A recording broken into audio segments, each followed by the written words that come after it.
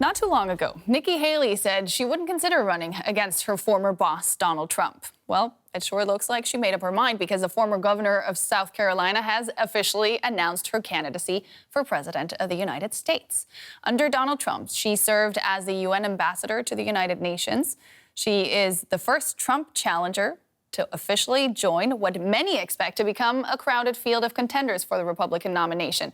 Here's Haley speaking at her inaugural campaign rally in Charleston, South Carolina. And above all else, I'm a grateful American citizen who knows our best days are yet to come if we unite and fight to save our country.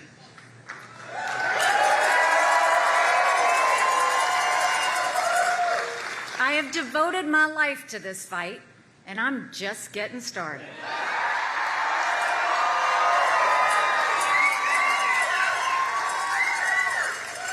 For a strong America, for a proud America, I am running for President of the United States of America.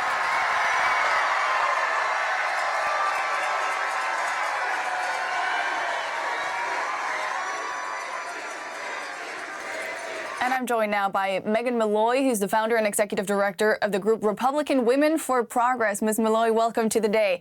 Nikki Haley was once South Carolina's first female governor. Does she have what it takes to become the first female U.S. president?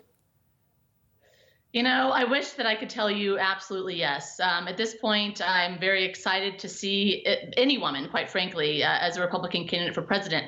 I think Nikki's real challenge right now, and we're seeing a lot of this in focus groups that we're doing. Nikki comes off to voters as that old school kind of establishment swing voter Republican. If you'll recall, in 2016, she came out as being very anti-Trump. And so I think she appeals to those Republicans.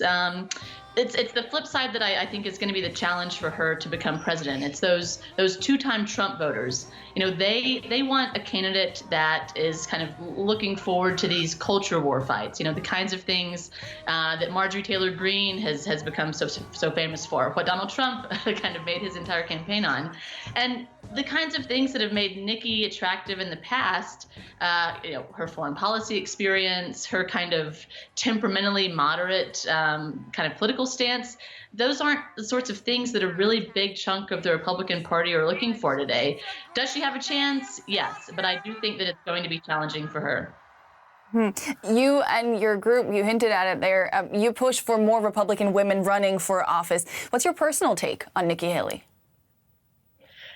It's tough. I think we kind of are having this tale of two Haleys right now. In theory, I like Haley. I think she is strong on actual policy, which is leaps and bounds beyond what most other Republicans are doing these days, with so many elected Republicans and Republican candidates really just wanting to play in politics and press releases and not do any actual legislating or governing.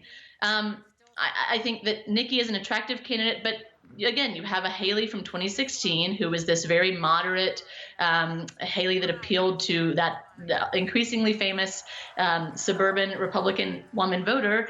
And then you have the Nikki Haley in 2020 and 2019 that really kind of succumbed to the pressure to kiss the ring of Trump. And, even just in the past several weeks, she was on the campaign trail for so many of those super right-wing MAGA Republicans. So, I think it depends on which Haley we get. If she comes out in this presidential campaign more closely aligned with the Haley of 2016 that was speaking out against the Trump direction of the Republican Party, then she's great.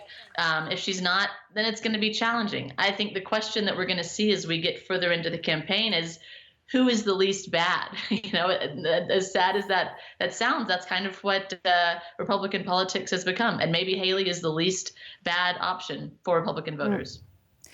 Given that history of an ambivalence of sorts towards Donald Trump, right? Distancing herself from him, but then cozying up to him.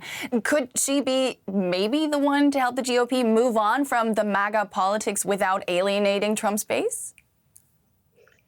Maybe. I think it's a little early to tell. As I said earlier, She has gone fully in both directions on this MAGA base. And I think right now, anyone that is out there preaching against MAGA politics and what they're doing to the Republican Party is doing something good in my book.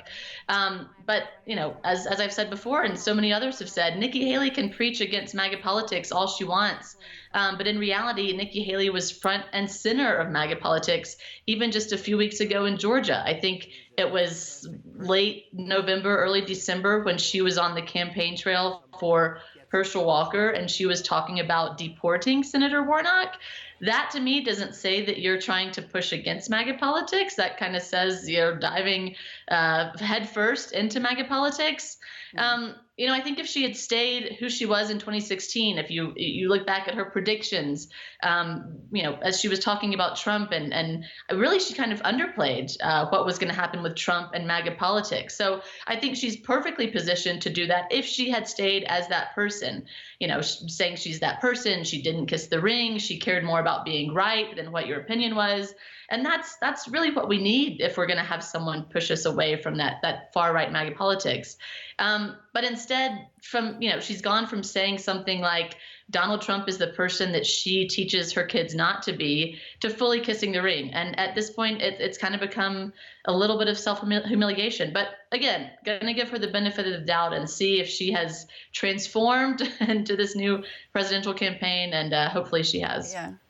She says she's setting out to lead a movement for generational change in the Republican Party. Now, for you as a progressive Republican, what would that change need to look like?